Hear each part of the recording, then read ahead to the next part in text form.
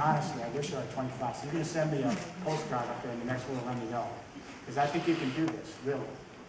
I think that this generation of activists, you have to understand what you've already done and create a global social political movement so that we can ensure the democratization of economic life.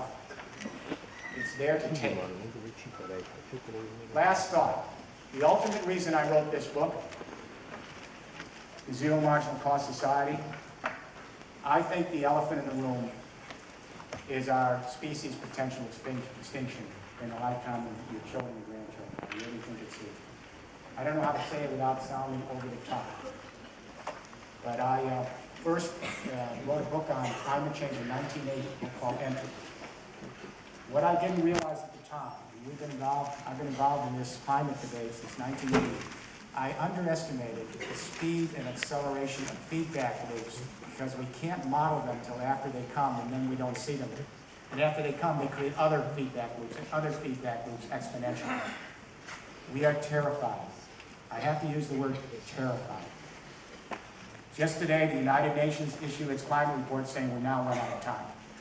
And these climate debate talks are going nowhere next December. It'll be papered over cosmetic.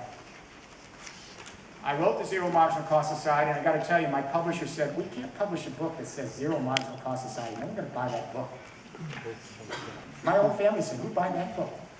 The reason I did this, I want every school child in first grade in every country in the world to have their teacher introduce them to what zero marginal cost is in first grade when they bring in their iPhone and their 3D printer. Zero marginal cost is the ultimate metric for reducing the ecological footprint of the human species on this planet.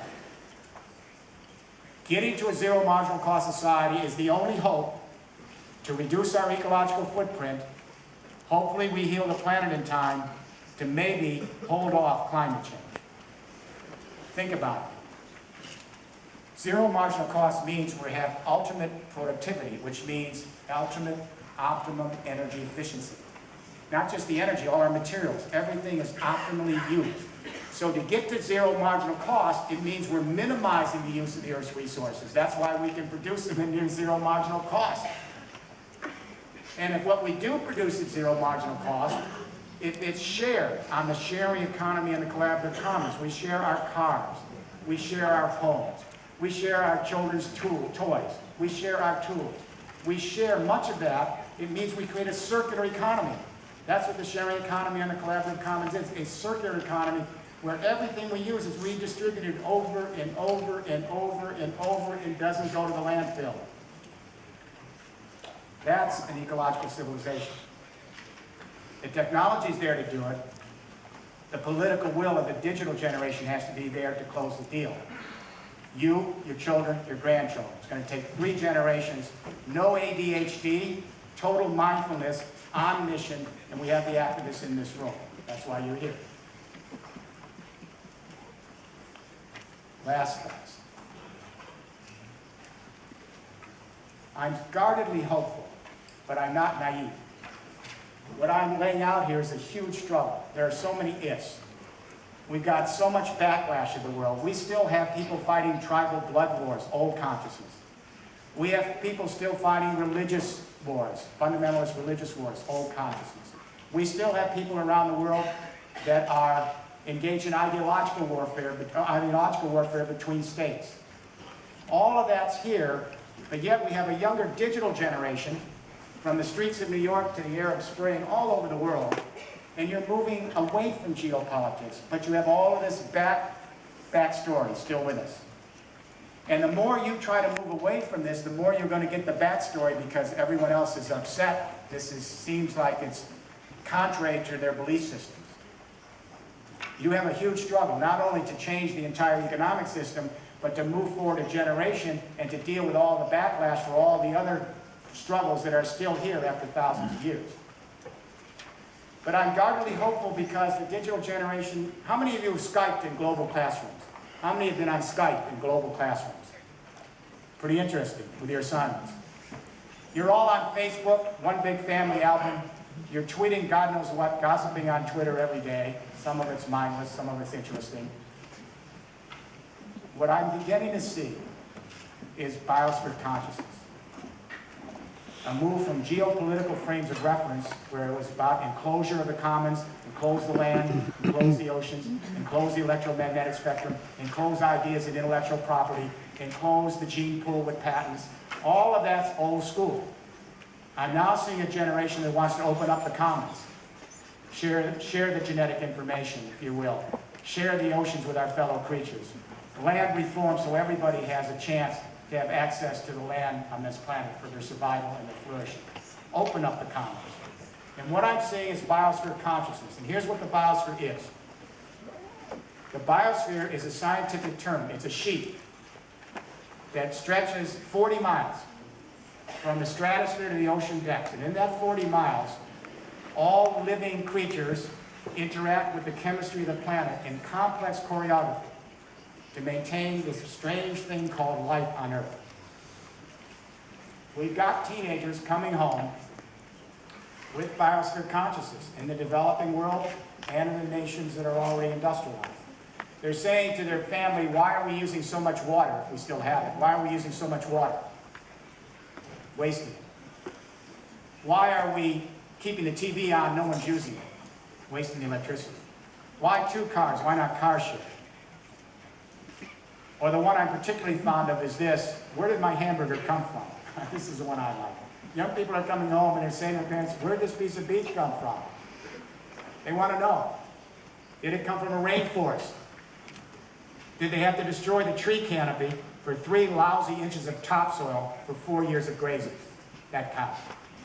And the young people are connecting the dots. They're the digital generation. They're saying if they destroy the trees, they're learning that in those trees are rare species of plant and animal life that only live there. Gone. And if the trees are wiped out to graze the cow for the hamburger, the young people realize that without the trees, there's no way to absorb CO2. Climate change, temperature goes up. And because that happens, some farmer, she can't feed her children because she has more floods and more droughts. These young people are learning ecological footprint. And let me say why I'm terrified about climate change and closing and ecological footprint, how important this revolution is, the zero marginal cost revolution. What's terrifying about climate change is never explained. Even Al Gore didn't explain it. It changes the water cycles of the earth in one moment in time. That people say, is it getting hotter? You know, I think it's getting colder. Is it getting hotter? That's not what this is about. This is the watery planet. Over millions of years, our ecosystems have developed based on the water regimes and the cloud cycles of the earth. We go to other planets, no water, not interested. For every 1 degree that the temperature goes up on Earth from climate change, industrial activity, for every 1 degree the temperature goes up, and we're now at 2 degrees centigrade, the atmosphere is absorbing 7% more precipitation from the ground. The heat is throwing up that precipitation in shorter intervals of concentrated precipitation. We're already at 2 degrees. We're heading to 3 degrees, to 4 degrees. What we're seeing is a complete shift in the water cycle of the Earth in just a few decades. More violent winter snows, more dramatic spring flooding, more prolonged summer droughts, more category 3, 4, and 5 hurricanes, tsunamis, typhoons. Does this sound familiar to everybody in this room? This is only 2014. Our ecosystems, they can't catch up to this change in the water cycle in a few decades, and they are being stressed to exhaustion.